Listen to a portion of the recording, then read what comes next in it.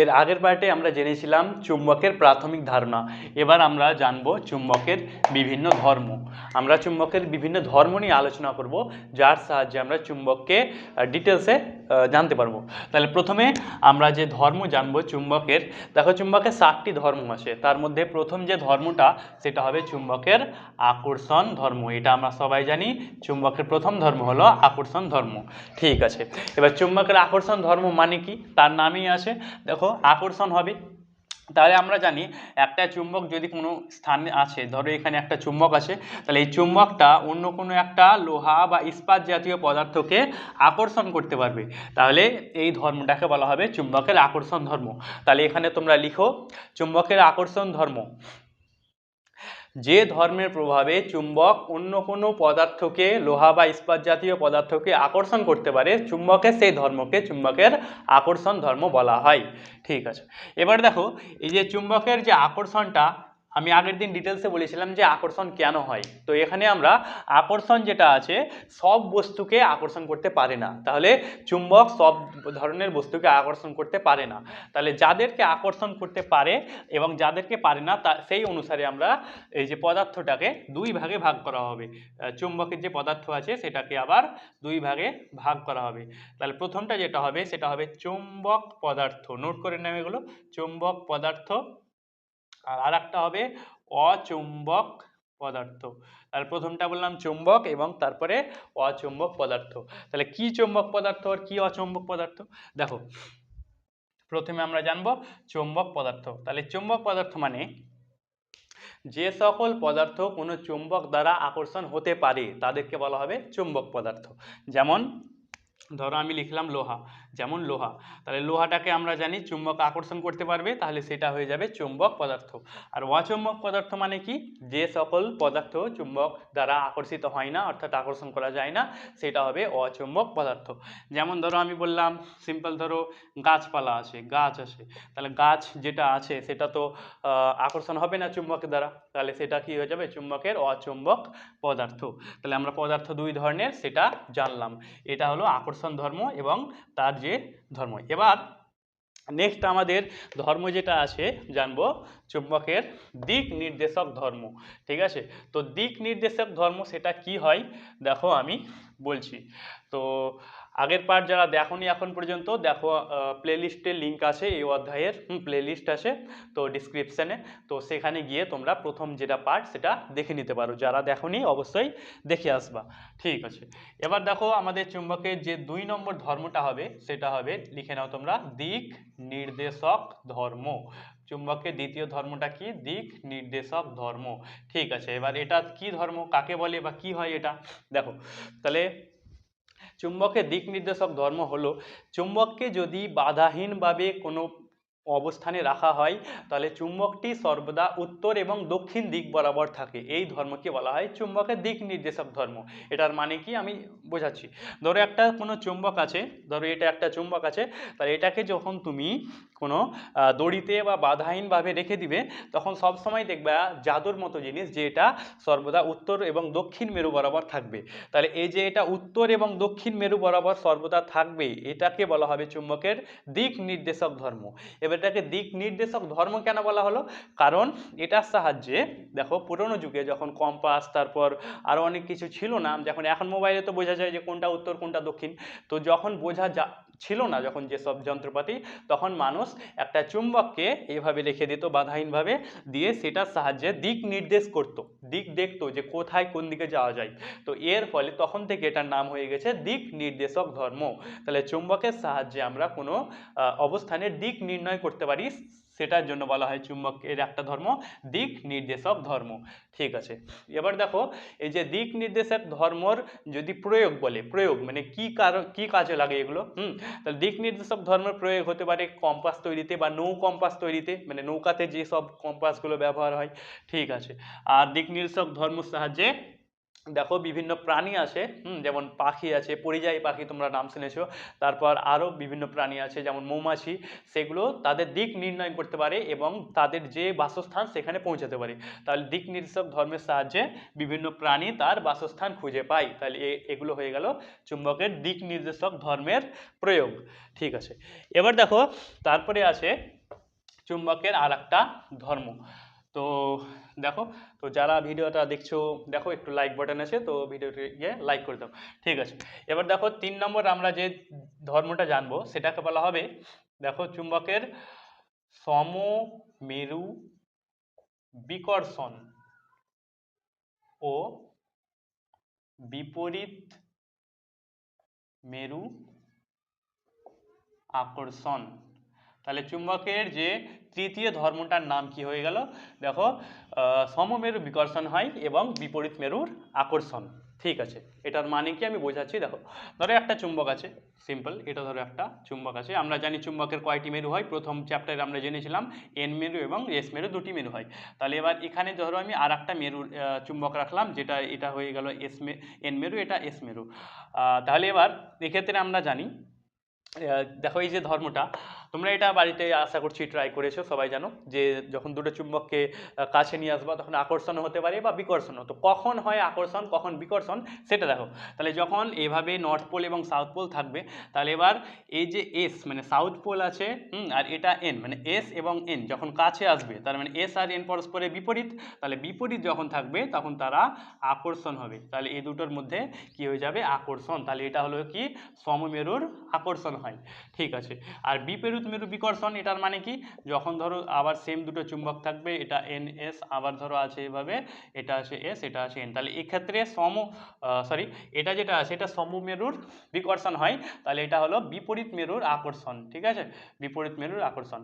আর একটা আছে সমমেরু বিকর্ষণ, এটা কি, যখন ধরো এটা এস আছে এটাও এস আছে, তাহলে এটা সমমেরু, তাহলে এটার মধ্যে কি হবে, বিকর্ষণ, এটা সর্বদা দূরে যাওয়ার চেষ্টা করবে, তাহলে এটার মধ্যে কি হবে, বিকর্ষণ, তাহলে এটাকে বলা হবে সমমেরুর বিকর্ষণ। ঠিক আছে, এবার দেখো এই যে সমমেরু আকর্ষণ এবং বিপরীত মেরুর যে আকর্ষণ এবং সমমেরুর যে বিকর্ষণ হয়, এটার সাহায্যে বিভিন্ন আমরা প্রয়োগ করতে পারি। যেমন ধরো আমরা জানি যে যখন মোটর বা কোনো জেনারেটর বা মোটর যখন চলে, তখন এই যে আছে সমমেরু বিকর্ষণ এবং বিপরীত মেরু আকর্ষণ, এগুলোর ভিত্তিতেই চলে।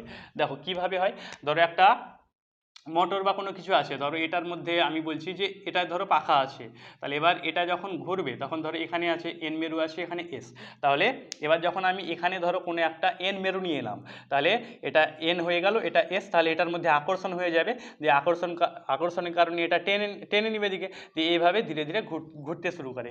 তো দেখো সমমেরু আকর্ষণ এবং বিপরীত মেরু, সমমেরু বিকর্ষণ এবং বিপরীত মেরু আকর্ষণ, এই ধর্মের প্রভাবে বিভিন্ন পাখা, তারপর অনেক যন্ত্রপাতি ক্রিয়া করে। 4 নম্বর ধর্ম জানবো, সেটা হবে চুম্বকের আবেশী ধর্ম।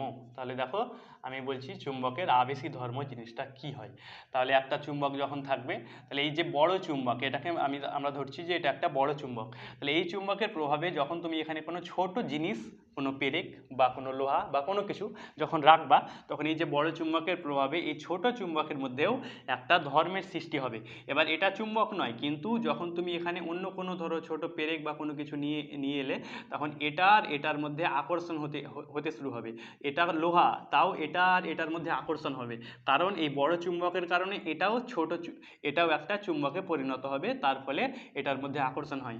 তার মানে আবেশী ধর্মের প্রভাবে, একটা বড় চুম্বকের প্রভাবে অন্য কোনো পদার্থের মধ্যে আকর্ষণ ধর্মের বা বিকর্ষণ ধর্মের সৃষ্টি হয়, এটাকে বলা হবে আবেশী ধর্ম।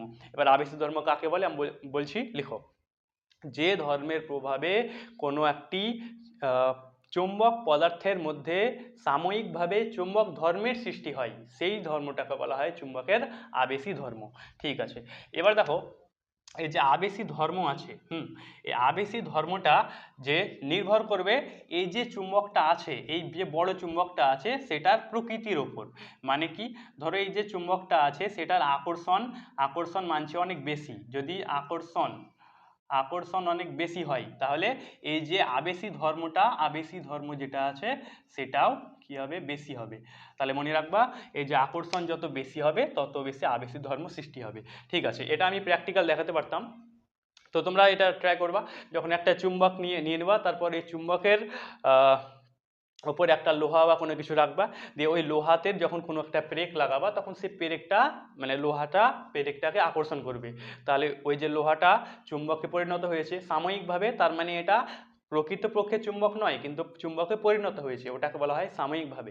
তাহলে ওই যে চুম্বকে পরিণত হলো, তাহলে এটাকে বলা হবে চুম্বকের আবেশী ধর্ম। তাহলে আমরা আবেশী ধর্ম জানলাম। ঠিক আছে, এবার আরও আছে ধর্ম, আর 3টে ধর্ম আছে আমরা জানবো, তারপরে আমাদের দেখি কতদূর চলে। ঠিক আছে, দেখো নেক্সট, তারপরে এবার আমরা জানবো যে চুম্বকের আগে আবেশ ও পরে আকর্ষণ হয়। তাহলে এটা আমাদের চুম্বকের 5 নম্বর ধর্ম, যেটাকে বলা হবে আগে আবেশ ও পরে আকর্ষণ হয়। এটার মানে কি, দেখো একটা কোনো চুম্বক যখন একটা পদার্থকে আকর্ষণ করে তখন কি ঘটে, দেখো ধরো এটা একটা কোনো চুম্বক আছে, তাহলে এটা চুম্বকের যখন একটা কোনো পদার্থকে মানছি এটাকে আকর্ষণ করবে, তাহলে দেখো এই যে নর্থ পোল এবং সাউথ পোল আছে, দুটো মেরু আছে, এই মেরুর আকর্ষণের প্রভাবে এই যে চুম্বকটা আছে সেটাতে এটার বিপরীত মেরুটা তৈরি হয়। তাহলে এখানে এস মেরু আছে, তাহলে এখানে কি তৈরি হবে, এন মেরু। এটা তৈরি হয়, তার মানে এমন নয় যে সবসময় থাকবে, এটা চুম্বকের প্রভাবে আবেশ ধর্মের প্রভাবে সৃষ্টি হয়। তাহলে এবার দেখো এটাতে এন মেরু হয়ে গেল, তাহলে এটার উল্টোটা কি হবে, এস মেরু। তাহলে এবার আমরা একটু আগে জানলাম যে চুম্বকের বিপরীত মেরুতে কি হয়, আকর্ষণ হয়। তাহলে এবার এই যে আকর্ষণটা হওয়ার কারণে এই যে পদার্থটা চলে আসবে চুম্বকে, মানে লোহাকে চুম্বকটা আকর্ষণ করতে পারবে। তাহলে এটা কেন হলো, দেখো যেহেতু এটা এস মেরুর কারণে এটা এন মেরু তৈরি হলো, তাহলে এই ধর্মটাকে কি বলা হয়, যে একটা চুম্বকের প্রভাবে আর একটা কোনো পদার্থের মধ্যে যে চুম্বক ধর্মের সৃষ্টি হয় সেটাকে কি বলে, একটু আগে বললাম আবেশ ধর্ম বলা হয়। তাহলে তোমরাই বলো যে এটা আগে আবেশ ঘটলো না আকর্ষণ, অবশ্যই আগে আবেশটা হলো। দেখো আবেশ হলো, এস থেকে এন তৈরি হলো, তার প্রভাবে কি আকর্ষণ হলো, তার জন্য এখানে বলা হয়েছে যে আগে আবেশ ও পরে আকর্ষণ হয়। তাহলে এই ধর্মটা কাকে বলে, কি হয় সেটা লিখে নাও। কোনো একটি চুম্বকের ক্ষেত্রে যখন অন্য কোনো পদার্থকে আকর্ষণ করে, সেই ক্ষেত্রে যে পদার্থটি আছে তার উপর বিপরীত মেরুর সৃষ্টি হয়। আবেশ ধর্মের প্রভাবে এই পদার্থটির মধ্যে বিপরীত মেরু তৈরি হয়েছে, অর্থাৎ এই ক্ষেত্রে আবেশ আগে ঘটে এবং আকর্ষণ পরে ঘটে। তাহলে এটাই হলো ধর্ম 5 নম্বর, যে আগে আবেশ হয় তারপরে আকর্ষণ হয়। ঠিক আছে, তারপরে আমরা আর 2টো ধর্ম আছে সেগুলো জানবো। দেখো নেক্সট, তারপরে আমাদের যে ধর্মটা আছে সেটা জানার আগে যদি ভিডিওটিকে এখন পর্যন্ত আমাদের চ্যানেলটি সাবস্ক্রাইব না করে থাকো, তো চ্যানেলটিকে সাবস্ক্রাইব করে নাও, ঠিক আছে, যাতে পরের ভিডিও দেখতে মিস না করো। ঠিক আছে, নেক্সট 6 নম্বর, দেখো যে ধর্মটা আছে সেটা আমরা জানবো যে চুম্বকের লিখে নাও সর্বদা দুটি বিপরীত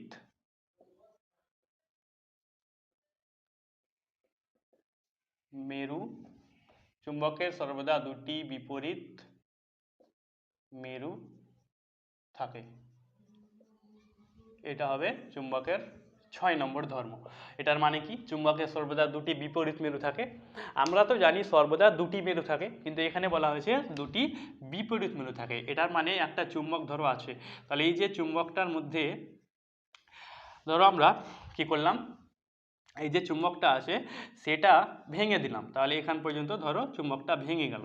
তাহলে এমন হবে না যে এটা এস এর অংশ আছে তাই এখানে এসই থাকবে, এটা এন এর অংশ আছে তাই এখানে এন থাকবে, এমন কোনো সময় হবে না। এখানে কি হবে, দেখো এক্ষেত্রে এন থাকলে এর উল্টোটা এখানে কি হবে, এস হবে, এস আছে এখানে, তাহলে এটার উল্টোটা এন হবে। তার মানে এই চুম্বকটা তোমরা যতই যা করো সর্বদা দুটি মেরু থাকবে, এবং একটা যদি এন হয় তাহলে অপরটা এস হবে, তার মানে দুটি মেরু বিপরীত থাকবে। তাহলে এখান থেকে আমরা জানবো যে চুম্বকের সর্বদা দুটি বিপরীত মেরু থাকে। তাহলে এই কথাটির অর্থ হলো একটি চুম্বকের সর্বদা দুটি মেরু থাকে, এবং একটি যদি উত্তর মেরু হয় তাহলে অপরটি দক্ষিণ মেরু হবে, অর্থাৎ চুম্বকের সর্বদা দুটি মেরু থাকে। ঠিক আছে, এটা গেল আমাদের 6 নম্বর ধর্ম চুম্বকের। আর একটা ধর্ম আছে সেটা জানবো এই চ্যাপ্টারটা আছে, ততটা বড় চ্যাপ্টার নয়, হ্যাঁ হয়ে যাবে। দেখো তারপরে আমরা 7 নম্বর চ্যাপ্টার যেটা আছে ধর্ম, সেটা জানবো। 7 নম্বর চুম্বকের ধর্ম হলো একক মেরুর অস্তিত্ব নেই। এটা হলো আমাদের চুম্বকের 7 নম্বর ধর্ম। এটা তারা কি বলা হয়েছে, চুম্বকের একক মেরুর অস্তিত্ব নেই। এটার মানে ধরো আবার সে একই চুম্বক আছে, তাহলে একটা চুম্বককে ধরো আমরা এইভাবে এনআরএস দেখালাম। তো চুম্বকের কোনো সময় একটা মেরু থাকতে পারে না, থাকলে দুটো থাকবে, না হলে চুম্বকই থাকবে না। দেখো তাহলে এবার এক্ষেত্রে আমরা ধরো সেম এটাকে ধরো ভেঙে দিলাম, তার মানে কি একটা এন হয়ে গেল, একটা এস হয়ে গেল, আবার ভেঙে দিলাম তাহলে এইভাবে হয়ে গেল। এমনটা কোনো সময় হবে না, তুমি যেমনই এটাকে ভেঙে দিবা তখন এখানে এন আছে, এখানে এস হয়ে চলে আসবে, এখানে এস আছে, এখানে এন চলে আসবে, আবার ভাঙলে আবার same S N N S এইভাবে আবার। তাহলে একটা চুম্বককে যতই ভাঙো সর্বদা চুম্বকের দুটি মেরু থাকবে, অর্থাৎ কি হবে, একক মেরুর অস্তিত্ব থাকবে না। তাহলে এটা লিখে নাও, একটি চুম্বকের সর্বদা দুটি মেরু থাকে, অর্থাৎ চুম্বকের আহ, চুম্বকের অর্থাৎ চুম্বককে ভাঙলে বা চুম্বককে যাই করা হোক চুম্বকের সর্বদা দুটি মেরু অবস্থান করে। এটা হবে চুম্বকের কি, একক মেরুর অস্তিত্ব থাকে না।